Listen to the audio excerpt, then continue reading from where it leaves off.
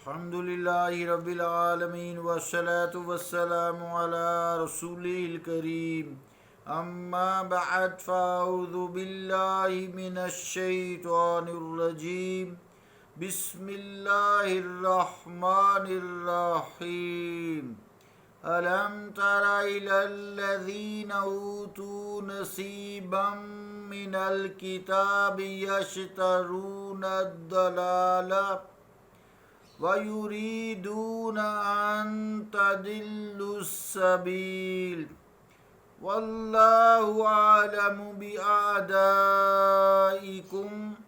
وَكَفَى بِاللَّهِ وَلِيًّا وَكَفَى بِاللَّهِ نَصِيرًا صدق اللہ العظیم۔ واجب الاحترام سامعین، السلام علیکم ورحمۃ اللہ وبرکاتہ۔ سورہ النساء کی دو آیات 44 اور 45 نمبر تلاوت کرنے کی سعادت حاصل ہوئی ہے۔ ان آیات کا ترجمہ یوں ہے: کیا نہیں دیکھا آپ نے ان لوگوں کی طرف جنہیں دیا گیا حصہ کتاب سے، وہ مول لے رہے ہیں گمراہی کو، اور یہ بھی چاہتے ہیں کہ بہک جاؤ تم بھی راہ راست سے، اور اللہ تعالیٰ خوب جانتا ہے تمہارے دشمنوں کو، اور کافی ہے تمہارے لیے اللہ تعالیٰ حمایتی، اور کافی ہے تمہارے لیے اللہ تعالیٰ مددگار۔ اللہ کا قول سچا ہے جو بڑی ہی عظمت والا ہے۔ عزیزان گرامی قدر،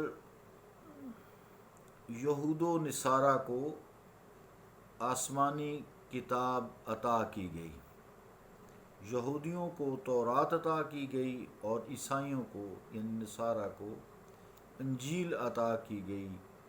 یہ اہل کتاب میں سے ہیں۔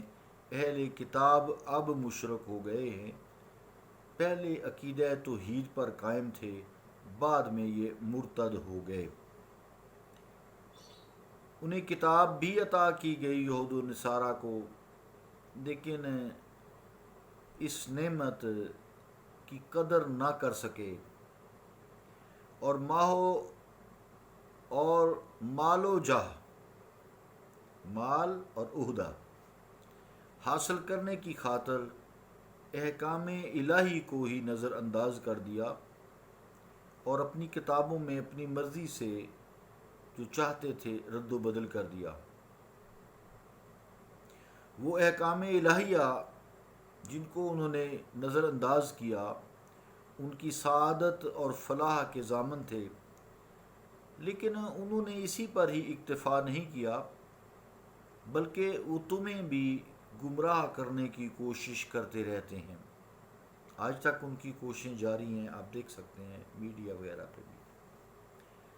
بظاہر یہ تمہارے خیر خواہ دوست بنتے ہیں، در حقیقت اے مسلمانوں یہ تمہارے بدترین دشمن ہیں، جو تمہیں راہ حق سے بہکا دینا چاہتے ہیں۔ ان سے خبردار رہو، ان کے دام فریب میں پھنس کر اللہ تعالیٰ کے نافرمان مت بنو، اسی کو اپنا دوست بناؤ اور مددگار بناؤ۔ اللہ کے احکامات کی ہی پیروی کرو۔ اگر تمہیں اس کی دوستی اور نصرت نصیب ہو گئی تو پھر کوئی دشمن تمہیں گزند نہیں پہنچا سکے گا۔ الحمدللہ ہم سب مسلمان ہیں، لیکن افسوس کہ مال و جاہ و جلال، مال، روٹی، کپڑا، مکان، اس کی خاطر ہم احکام الہیہ میں رد و بدل کر دیتے ہیں۔ بہت سارے شرعی احکامات ہیں، ان میں رد و بدل کرتے ہیں، اور افسوس کے ساتھ دوسرے مسلمانوں کو کافر بھی کہتے ہیں، جسٹ فار منی، پیسے کے لیے، اور لوگوں کو فرقہ واریت میں جھونک کر دوسرے فرقوں کو کافر کہتے ہیں۔ ہمیں اس سے بچنا چاہیے، ایسے لوگوں سے بچنا چاہیے، چونکہ یہ یہود و نصارہ کا طریقہ ہے جو ایک دوسرے کو بھی مسلمان نہیں کہتے تھے، بلکہ مسلمان تو دور کی بات ان کے انبیاء کو استغفر اللہ معاذ اللہ انسان تک نہیں سمجھتے تھے۔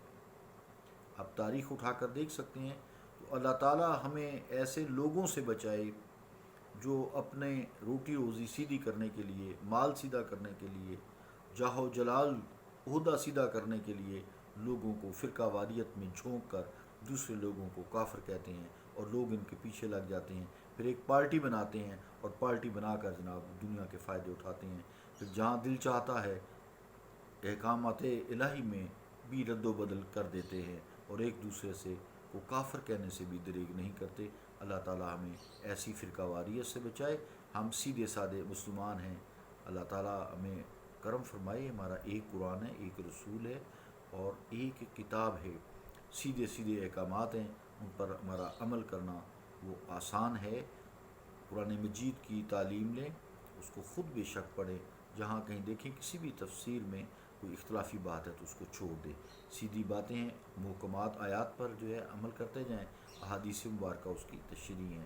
اللہ تعالی ہمیں حضور کریم علیہ الصلوۃ والسلام اور اپنا مطیع بنائے، اور اتباع رسالت مآب صلی اللہ علیہ وآلہ وسلم ہمیں عطا فرمائے، اور محبت مصطفیٰ صلی اللہ علیہ وآلہ وسلم عطا فرمائے۔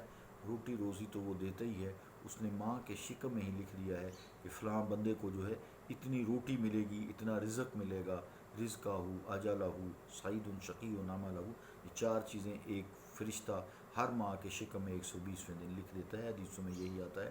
تو پھر فکر کس بات کا؟ اگر کوئی شخص حرام کرتا ہے اس کو روزی کو حاصل کرنے کے لیے، یا حلال کرتا ہے، ملے گا اتنا ہی جتنا لکھا ہوا ہے، اس نے اختیار اپنا غلط استعمال کیا ہے۔ اللہ تعالیٰ ہمیں دین کی سمجھ عطا فرمائے اور اس پر عمل کرنے کی بھی توفیق عطا فرمائے۔